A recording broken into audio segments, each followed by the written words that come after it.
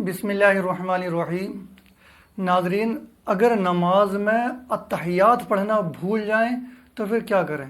جیسے کہ 3 رکعت والی نماز ہے یا 4 رکعت والی جو نماز ہے، 2 رکعت کے بعد جو ہم قاعدہ اولیٰ میں بیٹھتے ہیں، جب ہم اتحیات پڑھتے ہیں، تشہد پڑھتے ہیں، اگر وہ پڑھنا بھول جائیں تو کیا کریں؟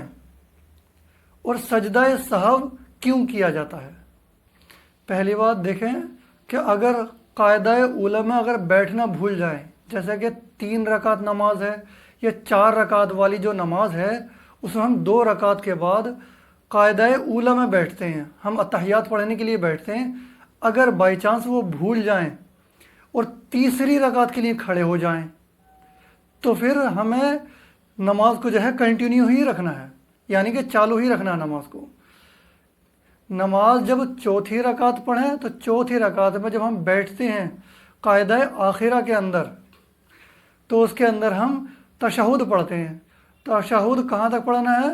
اشہد ان لا الہ الا اللہ و اشہد ان محمدا عبدہ و رسولہ، یہاں تک پڑھنے کے بعد آپ داہنی طرف کو السلام علیکم ورحمۃ اللہ کہہ دیں۔ کہنے کے بعد آپ 2 سجدے کریں، 2 سجدے کریں جنہیں سجدہ سہو کہا جاتا ہے۔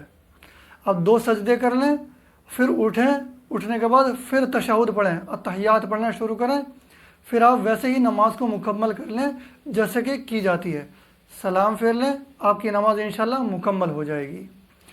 لیکن 2 رکعت میں جیسے ہم نے مکمل کی، اب ہم جیسے کھڑے ہو رہے ہیں، کھڑے ہونے سے پہلے اگر ہمیں یاد آ جاتی ہے کہ ہمیں قاعدہ اولیٰ میں بیٹھنا ہے، آپ کھڑے ہونے سے پہلے اگر آپ کو یاد آ گئی تو آپ بیٹھ جائیں۔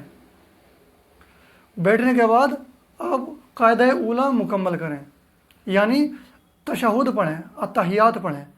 اگر آپ تیسری رکعت کے لیے کھڑے ہو رہے ہیں اور آپ کو یاد نہیں آگا، بالکل مکمل طور پہ کھڑے ہو گئے، آپ کو کھڑے ہونے کے بعد یاد آتی ہے کہ مجھے قاعدہ اولیٰ میں بیٹھنا ہے، تو پھر آپ نہ بیٹھیں، پھر آپ 4 رکعت نماز مکمل کر لیں جس طرح سے بتائی ہے یہ، انشاءاللہ آپ کی نماز مکمل ہو جائے گی۔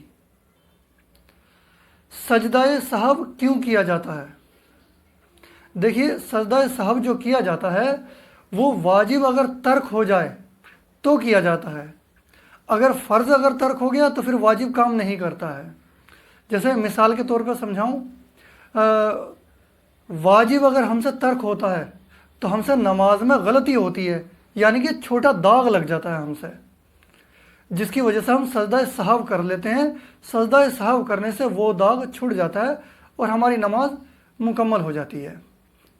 لیکن فرض اگر ترک ہوا ہے تو پھر سجدہ سہو سے کام نہیں چلے گا، اگر 2 بار بھی کر لیں گے تو کام نہیں چلے گا۔ وجہ اس کی، کیونکہ اس سے جو ہے واجب جو ترک ہوتا ہے اس سے چھوٹا داغ ہو گیا، لیکن اگر فرض اگر ترک ہوا ہے تو یہ بہت بڑا داغ ہو گیا، اتنا بڑا داغ ہو گیا کہ پھر وہ نماز ہی نہیں ہوگی ہماری، کیونکہ ہم نے غلطی بہت بڑی کر دی ہے۔